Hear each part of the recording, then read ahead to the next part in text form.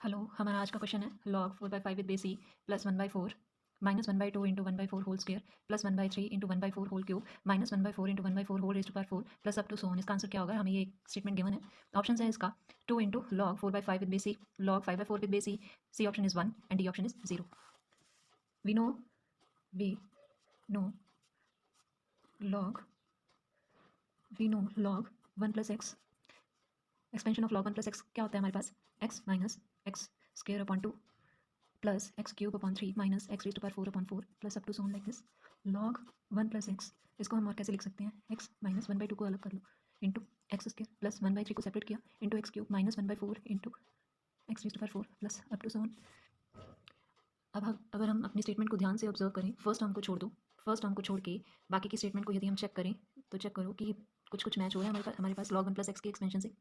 log 1 plus x की expansion से जो हमारी बाकी की स्टेटमेंट है वो मैच हो रही है। ये पूरी तरह मैच हो जाएगी यदि हम एक्स को 1/4 सब्स्टिट्यूट कर देंगे। तो इसलिए हम यहाँ इसको कैसे करेंगे?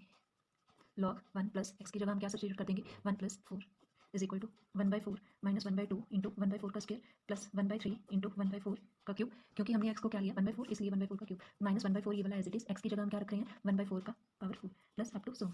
नाउ अब ये जो हमारे पास राइट हैंड साइड है और हमारी स्टेटमेंट का जो ये पोर्शन है, हमारी स्टेटमेंट थी क्या? यहाँ पे रीराइट करते हैं हम अपनी स्टेटमेंट को। log 4/5 with base e plus 1/4 minus 1/2 into 1/4 का स्क्वायर प्लस 1/3 इंटू 1/4 का cube minus 1/4 into 1/4 raise to power 4 plus up to so. तो हमारे पास इस पार्ट को छोड़ के, फर्स्ट पार्ट को छोड़ के जो बाकी की स्टेटमेंट है, जो बाकी की स्टेटमेंट है क्वेश्चन का हमारा पार्ट है जो, वो हमारे ऊपर log 1 प्लस 1/4 की एक्सपेंशन के साथ बिल्कुल मैच हो रहा है। तो इसका मतलब हमारे पास जो बाकी की स्टेटमेंट थी ये किसके इक्वल आ गया? log ही 4/5 as it is with base e plus ये वाला सारा पोर्शन किसके इक्वल आ गया हमारे पास? log, इसका वैल्यू हमारे पास क्या मिल गया? log with base e into 1 plus 1/4।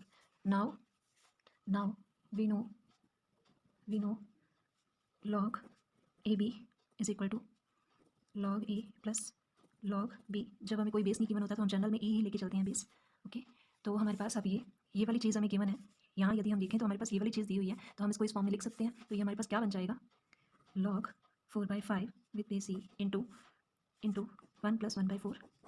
तो पहले हम ये वाली ब्रैकेट को सॉल्व करेंगे। log with base E 4/5 into 4 LCM लिया 4 plus 1 log 4/5 with base e into 4 और 1 5, this one becomes 5/4 which is equal to log 1 with base e. Now we know the value of